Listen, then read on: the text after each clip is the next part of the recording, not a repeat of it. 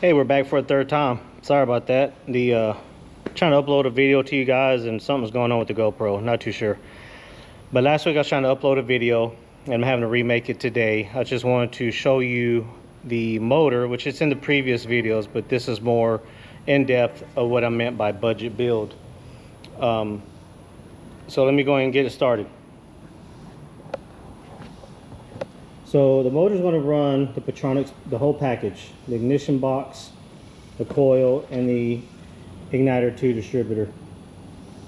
These items, except for this, was purchased from, well, they were both purchased from Summit Racing, but the distributor was purchased from the open box center that we have down here at the Arlington location. Going over here to the engine stand that I have built. Let's just start with the starter.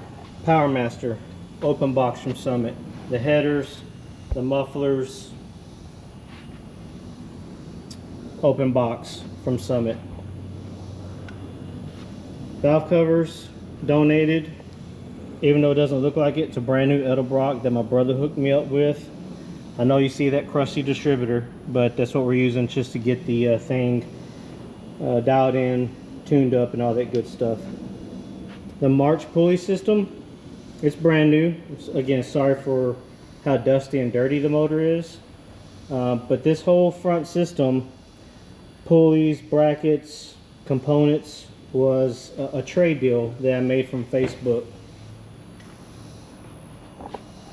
So what started this whole situation with the motor is that when I got it out of the running C10, I was just going to throw it in the 54 as it was, just to kind of get the car running to where I can get it down the street, you know, rolling around and such. So one day I was at Summit and they had one of their cast iron cylinder heads up for sale. That was an open box, big valve, cast iron, and I went ahead and bought it because it was cheap. I did have to buy the other side at retail price. I did go ahead and upgrade to the 1.6 roller rockers from Summit and had those installed. Oil pan, open box from Summit. Pretty much everything was open box from Summit. I did get the manifold powder coated. I'm not sure if I'm going to be okay with that, because when the guy powder coated it, he powder coated underneath as well, and hopefully the heat and oil doesn't break that down. But hey, it is what it is, whatever. It's dusty, sorry guys. As far as paint work, I deburred the block in some spots, primed it, even used some rattle can primer, wet sanded it, and I had some leftover Ferrari red PPG from a DeSoto Hemi that I had painted for myself for my 32 Ford project, and I used what was left of it. Now this is a long water pump motor. The water pump I ended up rattle canning. Just I picked a red that we had laying around in the shop, shook it up and sprayed it. But I'm not sure if in the other videos I've ran the motor for you guys, but we're going to do that today. So also, again, this was just an old, just kind of give you a picture of what we've done here with the crappy engine run stand. This was just an old warehouse cart. I've adapted, or shit, I don't know about adapted, but there's a boat gas tank, inline electric fuel pump, Edelbrock.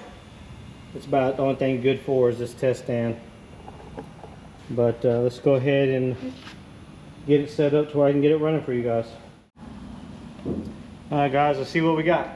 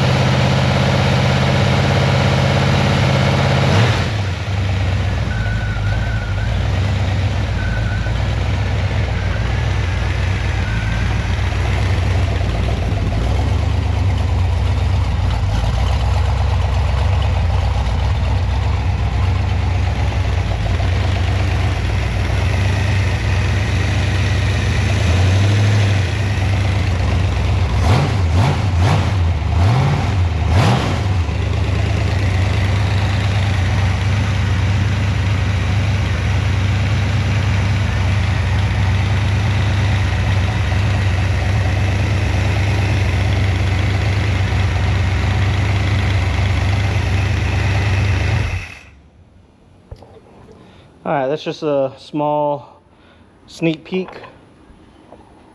Hopefully it wasn't too loud or sounded too shitty, but I think it runs pretty damn good. Starts right off the bat. I fired it up last week when I first tried to make the video for you guys, and it had sat for probably 6 months in its current state without being fired up. Now I was figuring that at least the carburetor would be gummed up. And I know it's only idling on the stand, but been no issues. Anyway, again, just a small video for today, and I'll get that over to you guys. Let me know what you think. Hopefully it's worth watching, and we'll see you next time.